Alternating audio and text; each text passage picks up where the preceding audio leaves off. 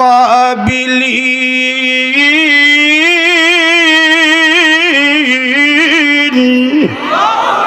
মুত্তাকিনরা সামনে সামনে বইছে বউ লইয়া।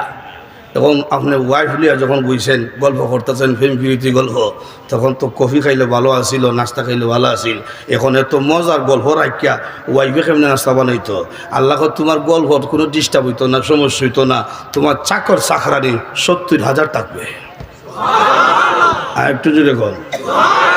ইয়াতুফু আলাইহিম উলদানুম মুখাল্লাদুন।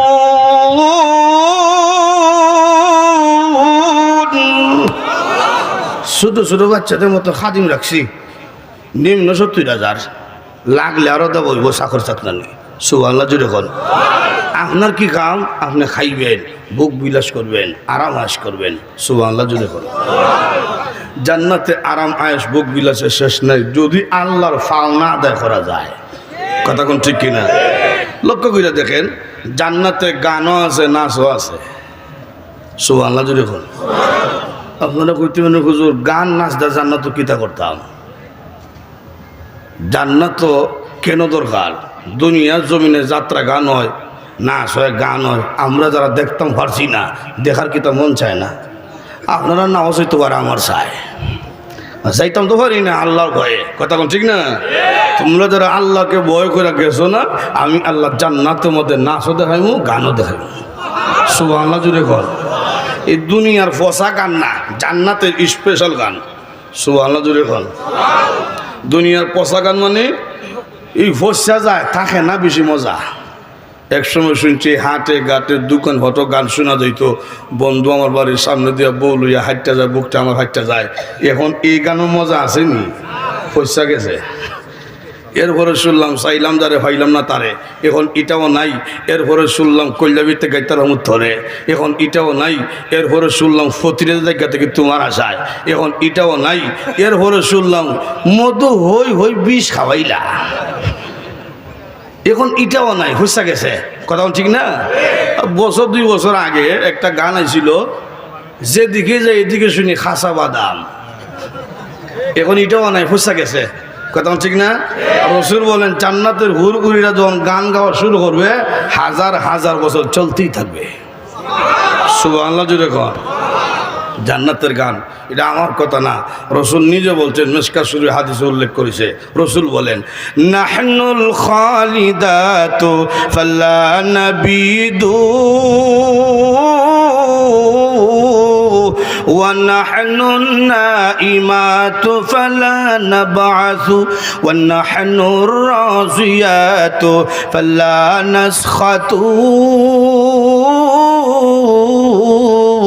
তুবা লিমান কানা লানা ওয়া কুন্না লাহু। জোরে কোন সুবহানাল্লাহ।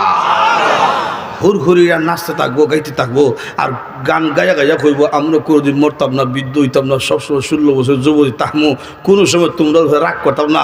আমরা মতো সুন্দর বউ হইয়া তোমাদের জীবন ধন্য, তোমাদের মতো সুন্দর জামাই হইয়া আমাদের জীবনও ধন্য। আপনারা বলতে পারেন হুরহুরির সুন্দর, এটা বুঝলাম, আমরা কেমনে সুন্দর? জান্নাতে গেলে এই খালা হেটমুডা থাকতাম না। সুবহানাল্লাহ জুড়ে। প্রত্যেক পুরুষকে মহান আল্লাহ ইউসুফ পয়গম্বরের মতন সুন্দর চেহারা দান করবে। আর বডিটা, শরীর 60 হাত অথবা 120 হাত লম্বা। সুবহানাল্লাহ জুড়ে। বুকের যে সিনাটা, এটা 7.5 হাত। এত বড় কেন হুজুর? এই বেড়াটা বাড়ি হয়েছে 10টা পৃথিবীর সবার, এই 3.5 দিলে চলবো। 2 নম্বর হইল জান্নাতে কিচ্ছু ছোট নাই। জান্নাতের একটা বড়ই থাকবো 12 মন ওজনের বড়ই। এই 3.5 হাতওয়ালা বেড়া যদি বড়ই গাছ নিচে চক্কর দেয়, একটা বড়ই হলে বর্তইয়া দিবে। আর 120 হাত লম্বা বেড়ার উপরে কয়েকটা বললো কিচ্ছু তো না। কথা কোন ঠিক কিনা? তো লক্ষ্য করে দেখেন জান্নাতে সব আছে, আরাম আয়াসের শেষ নাই। খসির গোস্ত, হরিণের গোস্ত, উটের গোস্ত, এটা দুনিয়ার খসি না। 1 পিস মুখে দিচ্ছেন 70 গুণ মজা, আর 1 পিস মুখে দিবেন, এখন দেখা যায় প্রথম পিসের তুলনায় দ্বিতীয় পিসটা 70 গুণ বেশি মজা। সব আছে। এখন যদি কোনো জান্নাতে গেলে সিগারেট খাইমনি, এটা না খাইলে তো ঘুমাইতো না আমার। এটা কইতে পারতাম না, কারণ কোন ফসা জিনিসের কথা জান্নাতে ঢুকলে স্মরণ হইতো না। সুবহানাল্লাহ জুড়ে ভাই আমার লক্ষ্য করে দেখো, যে কথা বলতেছিলাম, 1 নম্বর হলো আল্লাহর পাওনা আদায় করবা, শিরিক করবা না, ইমানের উপর ইস্তেকামতের সাথে অটল থাকবা। মানুষের পাওনা আল্লাহর কাছে হইল অনন্তকালের জন্য জান্নাত দেওয়া হবে ইমানদারদেরকে। এটা হলো আয়াতের প্রথম অংশ। দ্বিতীয় অংশের মধ্যে চলে যাই, আল্লাহ রাব্বুল আলামিন বলেন ওয়া বিল ওয়ালিদাইনি ইহসানা। দ্বিতীয় অংশে আল্লাহ রাব্বুল আলামিন বলেন দুনিয়ার মানুষেরা রে, ও সন্তানরা, তোমাদের কাছে তোমাদের মা বাবার পাওনা হইল, ও সন্তানরা তোমাদের মা বাবার সাথে সুন্দর ব্যবহার করবা। সুবহানাল্লাহ জোরে বলো। কথাটা বড় গুরুত্বপূর্ণ। প্রথম অংশে আনলেন মানুষের কাছে আল্লাহর কি পাওনা, এরপরই মা বাবার পাওনার কথা কেন আনলেন? তাফসীরকারগণ উল্লেখ করেছেন, প্রথম আনছেন আল্লাহর কথা এই জন্যে মানুষদেরকে আল্লাহ রাব্বুল আলামিন যত নিয়ামত দিয়েছেন, দেওয়ার মধ্যে কোনো সার্থকতা নাই। ফ্রি দিছি, তোমাদেরকে নিয়ামত দিলে তোমরা আমারে বিল দিও। বউ মুর দিয়া গান বানাইছে, মা মরলে মা পাওয়া যায়, বাপ মরলে বাপ পাওয়া যায়, বউ মরলে বউ পাওয়া যায় না। মুরব্বী হয়েছে তারে কইলে, বেটা তোর মা বাবা মরা ঘরে কেমনে হয়েছ, বউরে ভাইলে না কেমনে বুঝে এখন। কচাচা আমার বাবা যখন মারা গেল, আপনি তো আমার মাথার মধ্যে হাত দেয়া বলছিলেন কান্না করিস না, তোর বাবা মরলে তো কি হয়েছে রে, আমি তো আছি, তো পাইছি না। আরো কিছুদিন পরে আমার মা মারা গেল, বৃদ্ধ বৃদ্ধ মহিলারা আমার সান্ত্বনা দেয়া কইল, কান্দিস না রে বাবা, সব একদিন মরতে হইব, কান্দিস না, তোর মা মরলে কি হয়েছে, আমরা তো আছি, মা তো হয়েছি। আরো কিছুদিন পরে আমার ওয়াইফ মারা গেল, বউ মারা গেল, গ্রাম ভর্তি মহিলা একটা আয়া হইল না, কান্দিস না, তোর বউ মরলে কি তো হয়েছে, আমরা তো আছি। বুঝেন গাদা বুঝছি গীতা। মা মরলে মার মতন কেউ হইবেন না, বাবার মতন দরদি কেউ হইবেন না, কিন্তু বউ মরলে বউয়ের চাইতে আরো স্পেশাল হওয়া দিব। প্রথম বউ দেখা গেছে বেটা মারা গেছে, দ্বিতীয় আরেকটা বিয়া করছে, এখন দেখা যায় প্রথম স্ত্রী চাইতে দ্বিতীয় স্ত্রীটা বিয়া করছে, এটা ভালোবাসা আরো বেশি, এরকম হয় না? এই জন্যে মা বাবার মতন এখন কেউ হইবেন না। ছেলে বিদেশে থাকে, এখন স্ত্রীর নামে অ্যাকাউন্ট খুলছে, প্রিয়তমা অ্যাকাউন্ট, সব টাকা এই অ্যাকাউন্টে জমা হয়, বাবা চিকিৎসার টাকা পায় না, মা চিকিৎসার টাকা পায় না। এইরকম কুলাঙ্গার সন্তান আছে না নাই? যদি মা বাবারে কষ্ট দাও, জিন্দগি বরবাদ, শান্তি হইবা না, শান্তি হইবা না। স্ত্রীর কথা চলে, পুরুষরা যদি মহিলার অধীনে চলে যায়, বউ মরি যদি হইয়া যায়, লাভের চাইতে ক্ষতির সম্ভাবনা বেশি। রাস্তার হকির হইবা, রাস্তার হকির, কথা কোন ঠিক কিনা? একটা কিচ্ছা কইলাই না, কষ্ট হইতেছে। এক বউ মুরিদ বাদশাহ, তার দরবার আইসে এক মাছওয়ালা, বড় একটা মাছ লইয়া, বাজারে গেছি না, আইসে আপনার রাজ দরবারও বকশিস হইবার আসায়, ঠিক আছে নে 2000, বকশিস দিছে আরো 2000, মিল্লা কত হইছে 4000। খুশি হয়ে গেছে গা। বাদশাহ যে ওয়াইফ রানী, এই মহিলা হইল হারকিফটা। যখন মাছ নিয়ে গড়ে গেছে, তো বেগম ওইটা কত দিয়ে কিনছ, 60,000 টাকা দেবো। ইন্না দিল্লা, মাছ ফিরে দাও, টাকা ঘুরে আনো। মাছ কিনার হরে কিন্তু ফিরত দেওয়ার সিস্টেম নাই, কথা ঠিক না? এমন সাধারণ ব্যক্তি না, একদম বাদশা মানুষ কেমনে কিতা করতো, খুব বুদ্ধির শিখাইয়া দেই। বেকল বাদশা বুদ্ধি নাই, বুদ্ধি দিয়া দেই। কি বুদ্ধি? মাছওয়ালারে আনার পরে কইবা, এই মাছ তোর মাছ এটা বেটা না বেটি? বেটা বেটি বুঝছেন নি? পুরুষ না মহিলা কোনটা? যদি কয় পুরুষ, কইবা মহিলা মাছের দরকার, আর যদি কয় মহিলা, কইবা পুরুষ মাছের দরকার। আটকা দিব, সব দিতে পারতো না, এই ফেসওয়ালা যাচ্ছে নিয়ে আইবা। বাদশা কয় তোর তো বুদ্ধি খারাপ না, আনছে মাছওয়ালা, কে মাছওয়ালা, তোর মাছ এটা বেটা না বেটি কোনটা? মাছওয়ালা কয় বিক্রি করছি কয়েক ঘন্টা আগে, এখন বেটা বেটি জিগাই কিটা?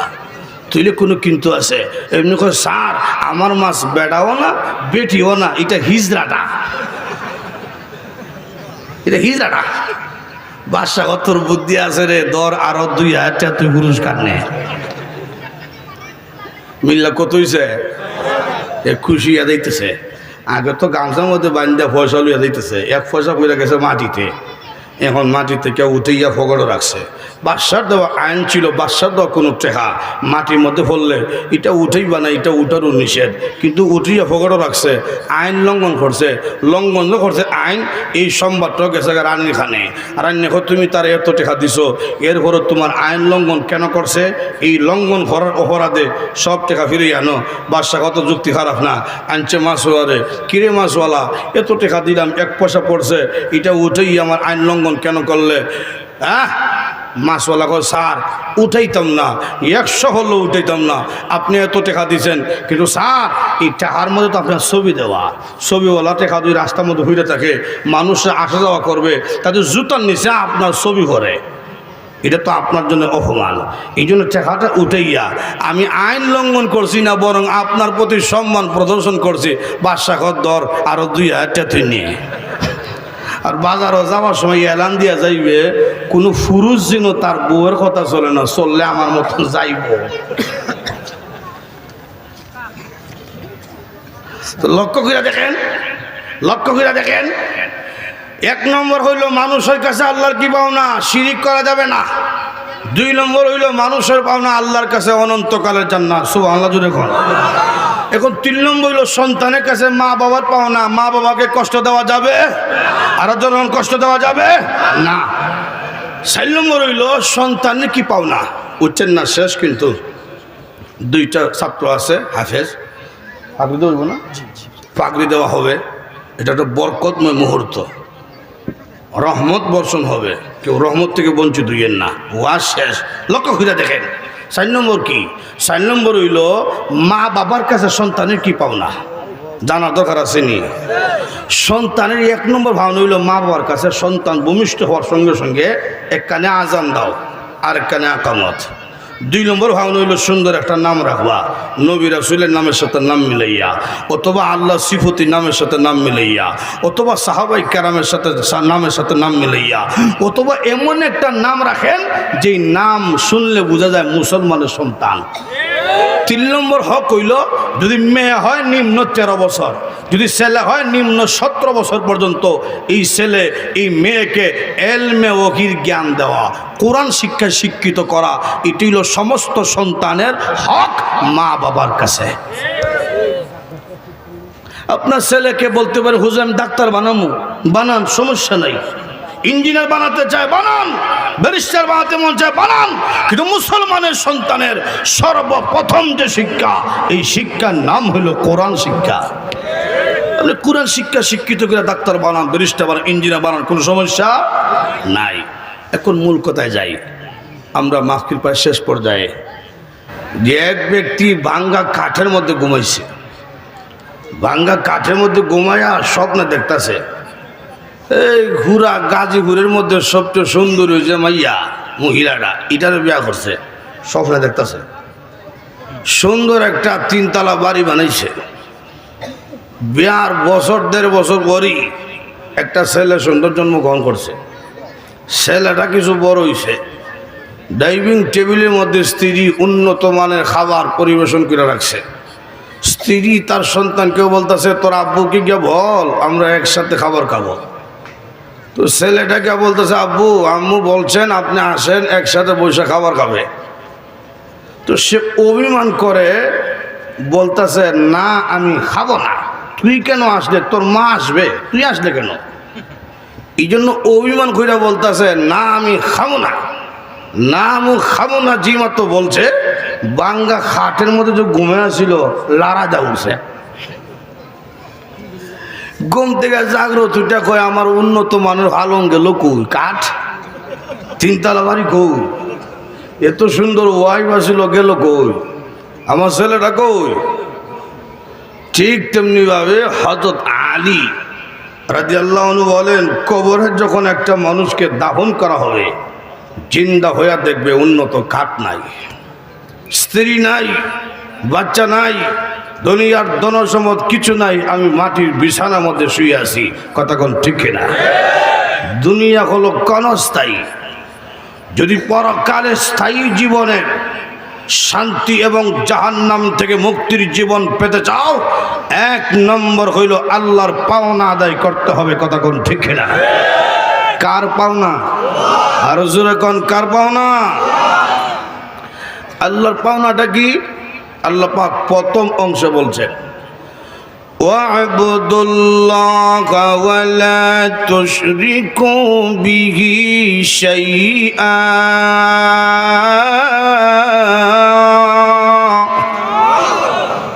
1 নম্বর পাওনা হইল মানুষের কাছে আল্লাহর এক আল্লাহ মনে করে গোলামি করতে হবে। আল্লাহর সাথে কোনো জিনিসকে অংশীদার করা যাবে না। এক আল্লাহ মনে করে গোলামি করতে হবে। আমাদের আল্লাহ কয়জন? আরো যদি কোন কয়জন? এক আল্লাহ মনে করে, ওয়া'বুদুল্লাহ আই ওয়াহিদুল্লাহ, এক আল্লাহ মনে করে গোলামি করো। এক আল্লাহ মনে করে গোলামি করতে হবে। এই কথা কেন বললেন? বলার কারণ হইল, যেই যুগে কুরআন নাজিল হয়েছিল সেই যুগের কাফিরদেরকে নবীজি প্রশ্ন করেছিলেন, তোমরা মূর্তির সামনে মাথা নত কেন করো? তোমরা সম্মান প্রদর্শন কেন করো মূর্তিকে? ওরা জবাব দেয়, আল্লাহ যে একজন আছে এটা আমরা বুঝি, কিন্তু বিশাল পৃথিবী, একা আল্লাহ কিভাবে কন্ট্রোল করবে? একা তো পারবে না। এই জন্য এই মূর্তিরাকে আমরা সম্মান এই জন্য করি, এই মূর্তিরা আল্লাহকে সহযোগিতা করে। মূর্তির কোনো ক্ষমতা আছে? জোরে কম। মূর্তি জিতা না মরা? জিন্দা না মুর্দা? এটা মর্ত গীতা জীবন, তাহলে মর্ত জীবন দ্রি নাই। কথা কোন ঠিক কিনা? আল্লাহ কুরআনে বলছেন, আমওয়াতুন গায়রু আহইয়া।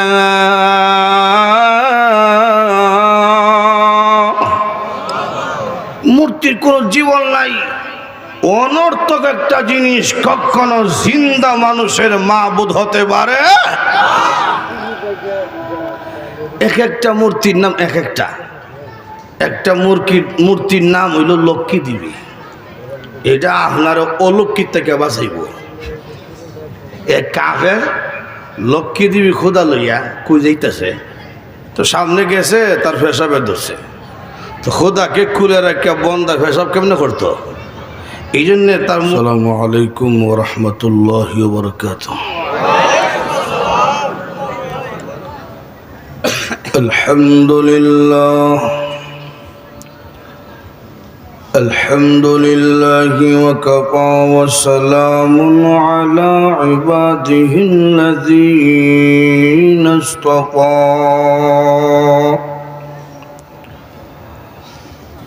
أما بعد فقد قال الله تعالى في كلامه المجيد والفرقانه الحميد. أعوذ بالله من الشيطان الرجيم. بسم الله الرحمن الرحيم. واعبدوا الله ولا تشركوا به شيئا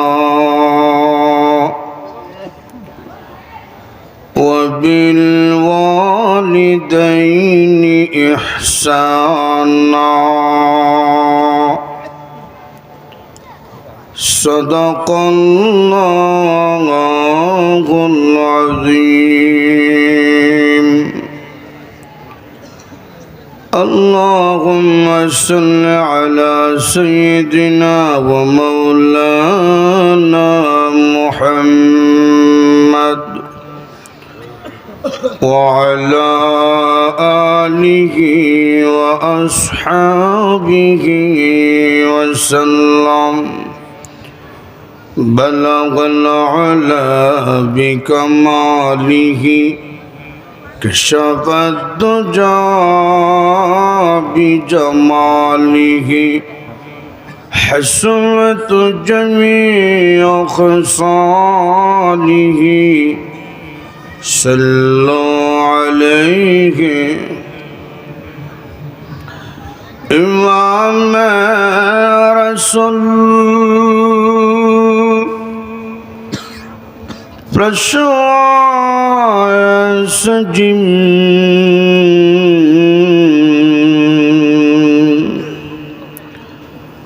अमीन खुदा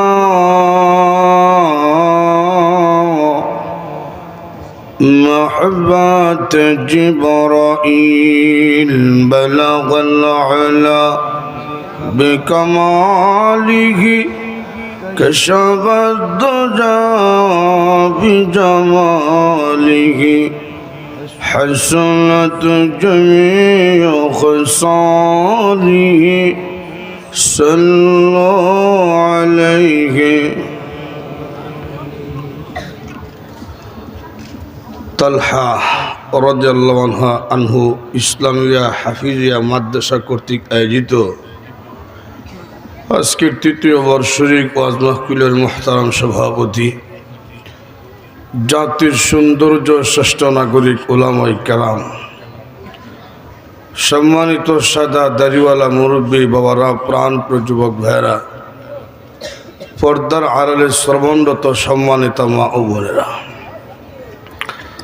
সর্বপ্রথমে আল্লাহ রাব্বুল আলামিনের দরবারে অসংখ্য অগণিত শুকর আদায় করছি, যিনি অত্যন্ত দয়া করে কোরআনের মজলিসে জান্নাতের বাগানে শরীক হয়ে বসার মতন তৌফিক দান করেছেন। এই জন্যে জবান কোলে উচ্চ কণ্ঠে আল্লাহ পাকের আলিশান দরবারে কালিমাত শুকর আদায় করে বলি আলহামদুলিল্লাহ। আজকে কোরআনের মজলিসে আসতে পেরে বসতে পেরে আমরা খুশি না বেজার? একটু যদি এখন খুশি না বেজার? এই কোরআনের মজলিসে জান্নাতের বাগানে আমাদের নিজস্ব শক্তির মাধ্যমে আসতে পারি নাই। এক মহাশক্তি, মহান আল্লাহ আমাদেরকে এই বাগানে আসার মতন তৌফিক দান করছেন। কথা ঠিক না? যদি নিজের শক্তিতে আসা যাইতো তাহলে আমাদের চাইতে আরো বড় শক্তিশালীটা এখনো রাস্তায় ঘুরতেছে। ঠিক আছে না? আল্লাহ পাক যে আমাদেরকে কোরআনের মজলিসের জন্য কবুল করেছেন, এই জন্যে উচ্চ কণ্ঠে আবারও বলি আলহামদুলিল্লাহ। আপনারা হযরতের জবান থেকে অত্যন্ত মূল্যবান আলোচনা শুনতেছিলেন। এখন আমি আপনাদের সামনে কোরআনুল কারীমের সূরাতুন নিসার ৩৬ নম্বর আয়াতের প্রথম অংশ তেলাওয়াত করেছি। এই আয়াতকে সামনে রেখে সংক্ষিপ্তভাবে কিছু আলোচনা করব। আল্লাহ পাক যেন আমাকে ইখলাসের সাথে কথা বলার এবং সকলকে মনোযোগ সহকারে আমলের নিয়তে কথাগুলো শোনার জন্য তৌফিক দান করে সকলে বলি আমিন। শেষ পর্যন্ত বসে থাকার মতন ইচ্ছা আছে তো? শেষ মুনাজাত এমনও হতে পারে আজকের এই দোয়ার মাধ্যমে মহান আল্লাহ আমাদের জীবনের সব গুনাহ মাফ কইরা আল্লাহর বন্ধু বানাতে পারেন। এমনও হতে পারে এই মুনাজাত জীবনের শেষ মুনাজাত, তাই আমরা মুনাজাতের শরীক হয়ে বাসায় ফিরবো বলে ইনশাআল্লাহ। আমি যে আয়াতের অংশ তেলাওয়াত করেছি, এই আয়াতের অংশে মহান আল্লাহ দুইটা কথা তুলে ধরেছেন। প্রথম কথা হইল মানুষের কাছে আল্লাহর কি পাওনা, দ্বিতীয় কথা হইল সন্তানের কাছে মা বাবার কি পাওনা।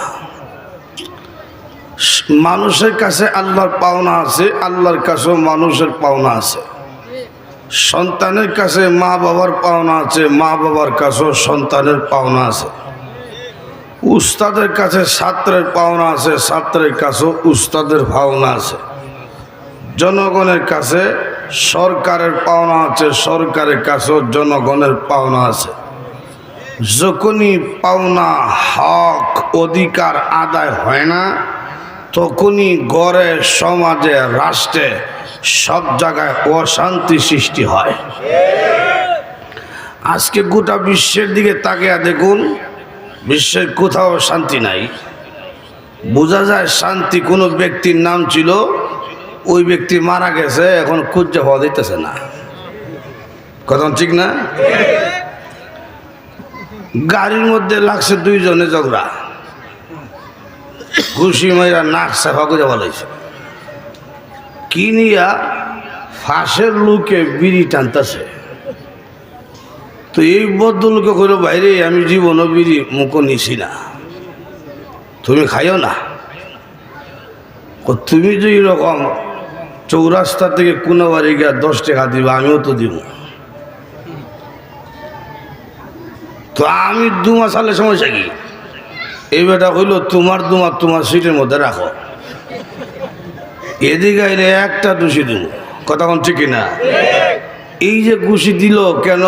অধিকার হক সঠিকভাবে ভাবনা হয়েছে না। কথা কোন ঠিক কিনা? মূল কারণ হক। মূল কারণ কি? গড়ে যান, হক অধিকার আদায় হয় না, তখনই গড়ে অশান্তি সৃষ্টি হয়। দেশে মারামারি তৈরি হয় কোন সময়? যখন হক আদায় হয় না তখন। কথা কোন ঠিক কিনা? আমরা মুমিন, আমরা শুধু দুনিয়ার জমিনে শান্তি চাই না, আমরা দুনিয়া এবং আখিরাতের জীবনে শান্তির জীবন চাই। কথা কোন ঠিক কিনা? এই দুনিয়ার জীবন ক্ষণস্থায়ী। আগামীকাল সূর্যের আলো দেখবো এইরকম কোনো গ্যারান্টি নাই, ক্ষণস্থায়ী। পরকালের জীবন এমন এক জীবন, যেই জীবনের শুরু আছে কিন্তু শেষ নাই। এই দুনিয়ার রাজত্ব, এমপিত্ব, মন্ত্রিত্ব কিছু না। যে ডাল যা রাত্রে ভাত খাইছে, হেও যেমন রাত্রে তা ঘুমাইব, রোজ দেখাইল ঘুমাইব, ঠিক না? একরকম চললি হইল। দুনিয়া ক্ষণস্থায়ী। আল্লাহ কোরআনে বলছেন, কুল মাতাউদ দুনিয়া কালিল।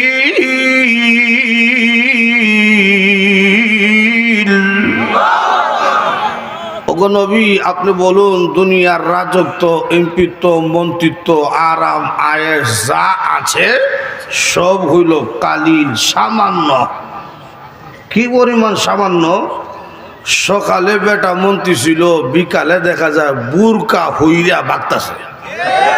কথা ঠিক না? এটাই সামান্য।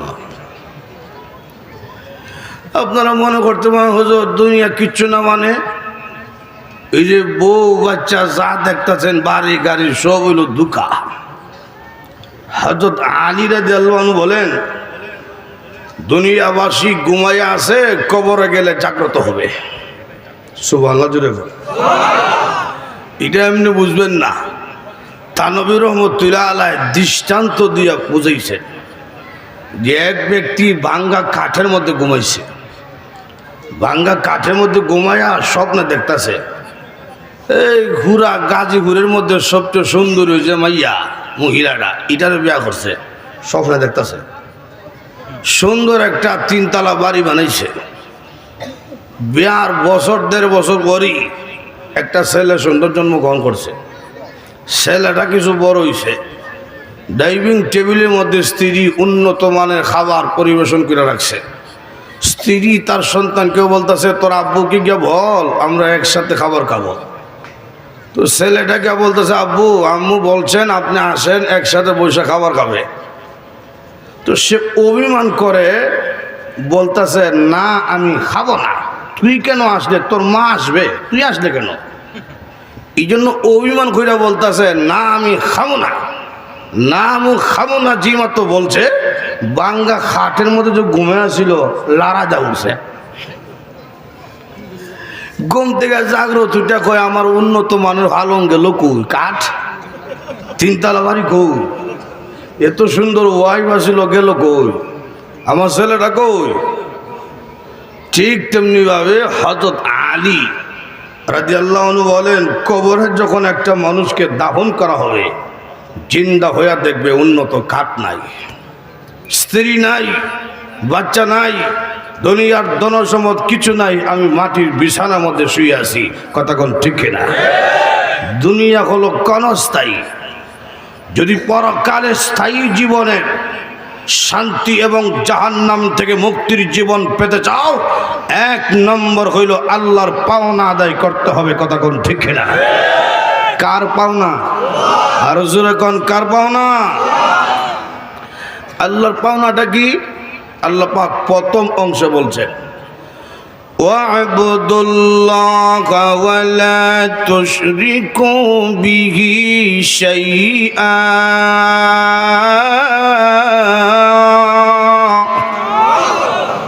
1 নম্বর পাওনা হইল মানুষের কাছে আল্লাহর এক আল্লাহ মনে করে গোলামি করতে হবে। আল্লাহর সাথে কোনো জিনিসকে অংশীদার করা যাবে না।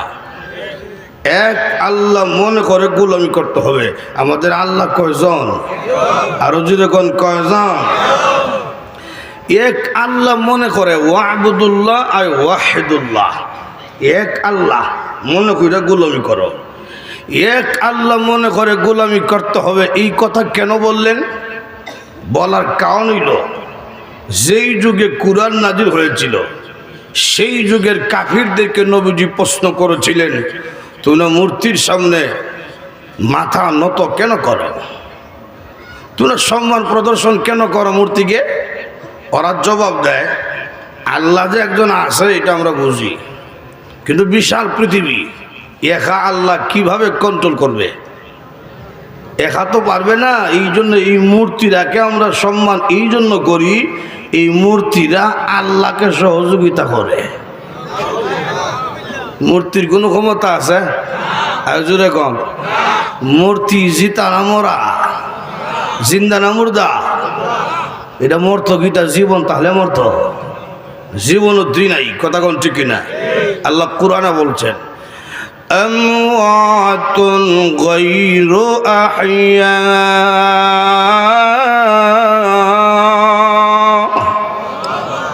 মূর্তির কোনো জীবন নাই, অনর্থক একটা জিনিস কখনো জিন্দা মানুষের মাবুদ হতে পারে? এক একটা মূর্তির নাম এক একটা। একটা মূর্তির নাম হইল লক্ষ্মী দেবী। এটা আপনার অলক্ষ্মীর থেকে বাঁচাইব। এক কাফের লক্ষ্মী দেবী খোদা লইয়া কই যাইতেছে, তো সামনে গেছে, তার পেশাবে ধরছে, তো খোদাকে খুলে রাখিয়া বন্দা পেশাব কেমনে করতো? এই জন্যে তার মূর্তিটার একটা গাছের সাথে হেলান দিয়ে দাঁড় করায় রাখছে। কিছু দূরে বৈশা পেশাব করতেছে, হঠাৎ করে শুনে উপর থেকে নিচে পানি ভরা শব্দ শোনা যায়। পিছনে তাকিয়া দেখে একটা কুকুর মূর্তির নাক বরাবর পেশাব করতেছে। এমনি করলে, ও খোদা, তোমাকে আনছি, আমার উপরে কোনো গজব আইলে আমারে বাঁচাইবা, এখন দেখি তোমার উপরে গজব আয় পড়ছে। কুকুরকে তাড়াও। কুকুরকে তাড়াইবার মতন শক্তি কি মূর্তির আছে? আরো যখন আছে, তখন রাগ উঠছে, একটা আষাঢ় দিয়ে হাত পা ভেঙে ফেলেছে। মূর্তির কোনো ক্ষমতা?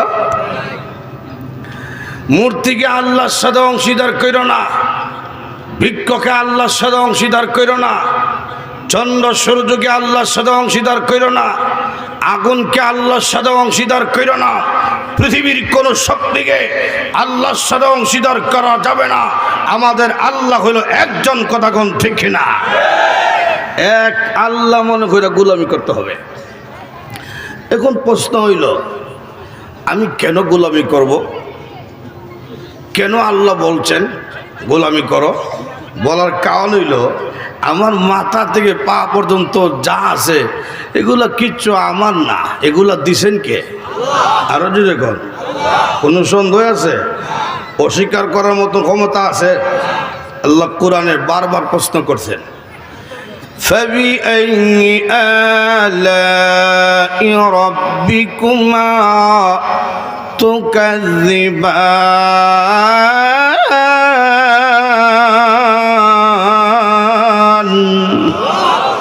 এই মানব এবং জিন জাতি, কোন জিনিসকে, কোন নিয়ামতকে তোমরা অস্বীকার করতে পারবে?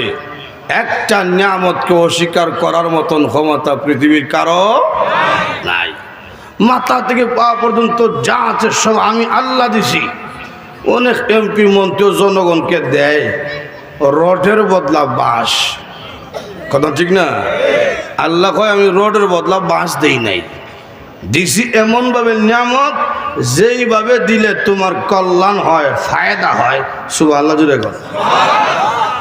লক্ষ্য করে দেখেন, হাতের নখ লম্বা হয়, পায়ের নখ লম্বা হয়, প্রতি সপ্তাহ কাটতে হয়। যদি হাত পায়ের নখের মতন মুখের পিঠে দাঁত লম্বা হইতে থাকতো, খুব সুবিধা হইতো। আমরা এই দাঁত তো এই জায়গায় ছিল না, আস্তে আস্তে উঠলো, লম্বা হইলো, এই জায়গায় ব্রেক দিল কেন? এটা কার হুকুম? আরো যেরকম কার হুকুম? ও মানুষ, এই রকম না দিলে তোমার কষ্ট হবে, এই জন্য এমন ভাবে দিছি যেইভাবে দিলে তোমার কল্যাণ হয়। জোরে কোন সুবহানাল্লাহ। চক্ষু দিছেন কে? আল্লাহ প্রশ্ন করতেছেন, আলাম নাজআল লাহু আইনাইন।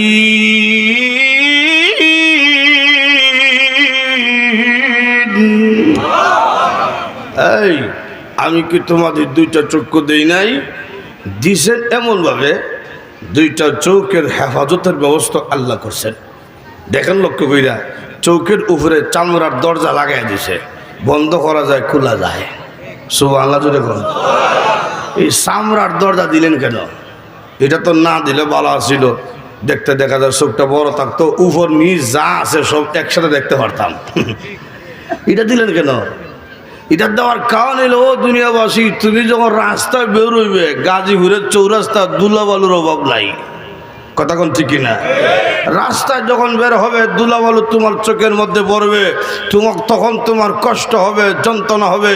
এই জন্য এমনভাবে দরজা লাগিয়ে দিলাম, ধুলাবালু দেখতে দেরি, দরজা অটোমেটিক বন্ধ হতে দেরি হয় না। আমি ঠান্ডা বন্ধ করতে হয় না, অটোমেটিক হয়। এটা কে দিছেন? এই জন্য আমার আল্লাহ রাব্বুল আলামিন বলেন, মাথা থেকে পা পর্যন্ত যা আছে সব কিছু নিয়ামত আমি দিয়েছি। আকাশকে ছাদ বানিয়ে দিলাম, জমিনকে বিছানা বানিয়ে দিলাম।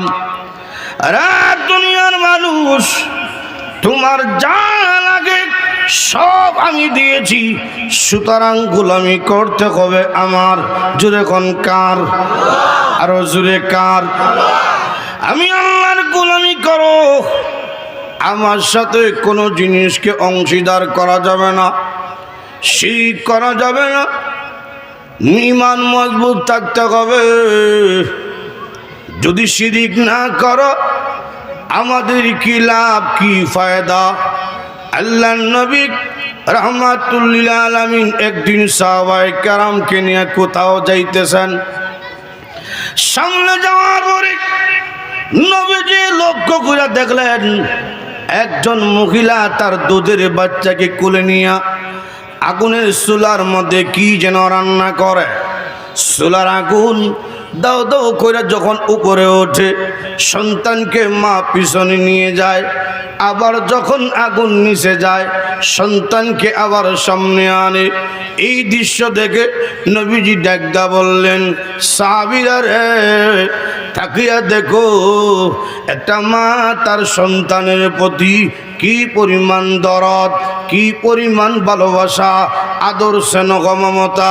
সাধারণ দুনিয়ার গরম সন্তানের শরীরের মধ্যে লেগে যাবে, এই জন্যে আগুন উপরে উঠলে মা সন্তানকে পিছনে নিয়ে যায়।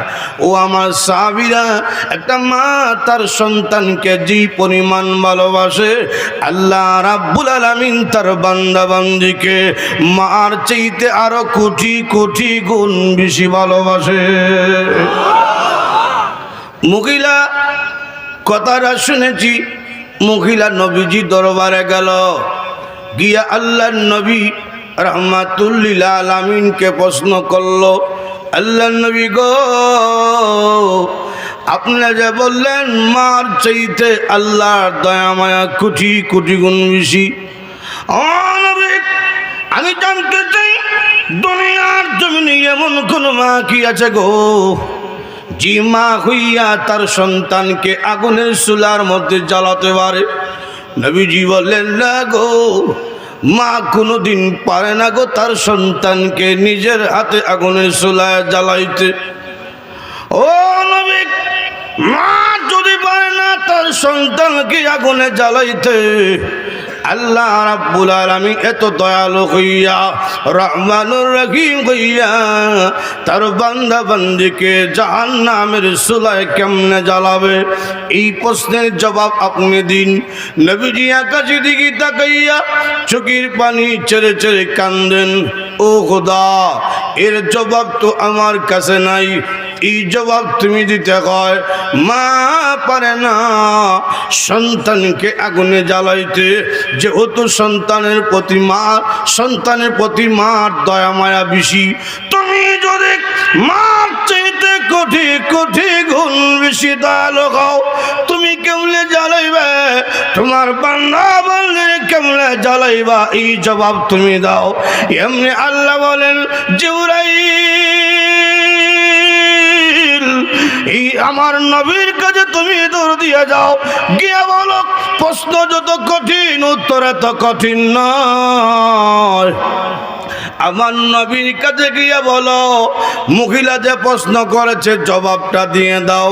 ও জিবরাইল, আমার নবীকে বলো, জি বান্দা বান্দি আমি আল্লাহর পাওনা আদায় করবে, শিরিক করবে না, এমন গোলাম বান্দা বান্দিরে আমি আল্লাহ কোনোদিন জাহান্নামের চুলায় দিতাম না। যারা বলবে লা ইলাহা ইল্লাল্লাহ মুহাম্মাদুর রাসূলুল্লাহ, জাহান্নাম দিতাম না। সুবহানাল্লাহ জুড়ে বল। যারা ঈমান আনবো তারা তো আমার বান্দা, আমার বান্দারে কোন জাহান্নাম দিব? শিরিক করা যাবে না। আমরা সমাজে কিছু আছে দুর্বল ঈমানদার, আছে না? এ কিন্তু ঈমানদার, লা ইলাহা ইল্লাল্লাহ মুহাম্মাদুর রাসূলুল্লাহ, কালেমা পড়ছে কিন্তু নামাজ নাই, আসেনি? এরকম সারা সপ্তাহ মসজিদে ঢুকে না, খালি জুম্মা, এরকম নাই? এক ইমাম সাহেব তো বিপদ পড়ছিল, বেনমাজি ওয়াজ কইরা এলাকায় ওয়াজ হইতেছে, তো বেড়া পাইছে মাইকল লাগাল দিছে, মাথা গরম বয়ান। এই বেনমাজিরা উন্নত মসজিদ বানিয়ে কি হবে? নামাজের সময় নামাজে না আসো, সব বেনমাজিরা জাহান্নামে। যখন সব টিরে দরায় দিছে জাহান্নামের টিকিট, একটা দাঁড়াইছে, দাঁড়ায়, ইমাম সাহেব আপনি আপনার গ্রামে 10 বছর দুইটা ভাত খাইতেছেন, আপনার মহল্লার, আমাদের মহল্লার ভাত খাইয়া আপনি আমাদেরকে জাহান্নাম দেবেন? ইমাম সাহেব বাপরে বাপ, যেমনি দাঁড়াইছে সাহারি খাই দিব। তো ইমাম সাহেব কৌশল করছে, কৌশল কইরা কইল, এই বেটা তোমার তো দেখছি মাঝে মধ্যে জুমা করো। জি হুজুর, আমি এত খারাপ না, আমি মাঝে মধ্যে জুমা করি। তো আমি কইছি, বেনমাজি তুমি দেখা যায় জুমার নামাজি বসো তুমি না। তার মাথা ঠান্ডা হয়েছে, হে বইছে। আর একটা পিছন থেকে দাঁড়াক, আমি জুম্মার নামাজ পড়ি না, কিন্তু জাহান্নামে কেন কইবেন? ইমাম সাহেব কয়, বেটা তুই কি তা ঈদের নামাজও পড়স না? ও জি হুজুর, বছর দুইটা লাগাল হয়, এটা না করি কেমনে? আমি ঈদের নামাজ পড়ি। তো আমি কইছি, বেনমাজি তুই দেখা যায় ঈদের নামাজি বহ তুই না। তার মাথা ঠান্ডা হয়েছে, হে বইছে। আর একটা দাঁড়াক, আমি জুম্মার নামাজও পড়ি না, ঈদের নামাজও পড়ি না, কিন্তু জাহান্নামে কেন কইবেন? ইমাম সাহেব কয়, বেটা তোর বাপ যে গত বছর মারা গেছিল তার জানাজা পড়ছিলি নি? ও জি হুজুর, বাবা জানাজা পড়ছি। তাহলে দেখা যায় তুই জানাজার নামাজি। আমি কইছি, বেনমাজি তুই দেখা যায় জানাজার নামাজি বহ তুই না। এই হলো আমরা আমলের অবস্থা, কথা কোন ঠিক কিনা? এটি হলো দুর্বল ইমানদার। এটা কি ইমানদার? দুর্বল। 2 নম্বর হইল তার সিরত সুরত দেখলে চিনবেন না এটা মুসলমান না ও মুসলমান, এরকম আছে না নাই? জিজ্ঞেস করলেন তোর নাম কি? কয় রতন। তো ভাই আসেনি? জি। নাম কি দা? সফল। তো বোন আসেনি? জি। নাম কি? ফিয়াঙ্কা। রতন, সফল, প্রিয়াঙ্কা। এই নাম শুনে কি আপনি বুঝতে পারছেন হে যে মুসলমান? তাকাইলেন পোশাকের দিকে। এখন দেখা যায় এমন পোশাক পরছে আঁটুর নিচে সিরা। 2-3 বছর আগে যখন দেখছিলাম সিরা, তো ভাবছি মনে কুত্তা কামড় দিছে। পরে শুনি না এটা নাকি ফ্যাশন। তো এখন যদি সিরা হইরা কয় ফ্যাশন, কোন দিন তো ফ্যান্টোর চেইন করলা কইব ফ্যাশন। তা আগে তো ছিল আঁটুর নিচে সিরা, এখন দেখছি আঁটুর উপরে সিরা, অর্থাৎ হেড অফিসের কাছাকাছি গেছে গা কথা। এই অবস্থা কেন? এটা দুর্বল ইমানদার। এটা কি? দুর্বল। কিন্তু ফরসে লা ইলাহা ইল্লাল্লাহ মুহাম্মাদুর রাসূলুল্লাহ। আবার তার সামনে আলিম উলামার বিরুদ্ধে কথা কইলে সহ্য করে না, কোরআনের বিরুদ্ধে কথা বললে সহ্য করে না, আল্লাহ এবং তার রসুলের বিরুদ্ধে কথা কইলে সহ্য করে না, কিন্তু নামাজ পড়ে না। সহ্য করে না কেন? আল্লাহর বিরুদ্ধে কথা কইল বরদাস্ত করতে পারে না, তার বিরুদ্ধে অ্যাকশন নেয় কেন? ভিতরে ঈমান আছে। এই যে দুর্বল ইমানদার, এই রকম ইমানদার যদিও হয়, আল্লাহ পাক তাকে মাফ করে দিবেন। যেমন আপনারা কইতে পারেন হুজুর তুলে তো সহজ বাজা আজকে পাইছি, কেন নামাজ কিসের রোজা, একবারে সহজ, আমরা তো সব কালেমাওয়ালা, দরকার নাই আর নামাজ রোজার। এটা কইলই তো না। আল্লাহ কুরআনের আয়াতে বলছেন শিরিক ছাড়া যদি কোনো উঠতে পারো, আমি আল্লাহ ইচ্ছা করলে মাফ দিব, লিমাইয়াশা, যাকে ইচ্ছা তাকে। আমি যে নামাজ পড়তাম না, আমার রোজা আল্লাহ ইচ্ছা হইব, কোনো গ্যারেন্টি আছে? আর যদি কন আল্লাহ বলেন তুমি যদি ইমানদার হও, শিরিক না করো, গুনাহগার হও, শিরিক না করো, হাসরের মাঠে ইচ্ছা করলে মাফ দিয়া জান্নাতের টিকিট দান করে দেব। অনেক ব্যক্তিকে আল্লাহ পাক দুর্বল ইমানদার জাহান্নামে ফেরেশতা হাতে পায়ে রশিদা বাঁধা লিছে, বলবেন জাহান্নামে নিক্ষেপ করো। নিক্ষেপ করা আদেশ করা মাত্র সঙ্গে সঙ্গে পুইরা গেছে জাহান্নামে।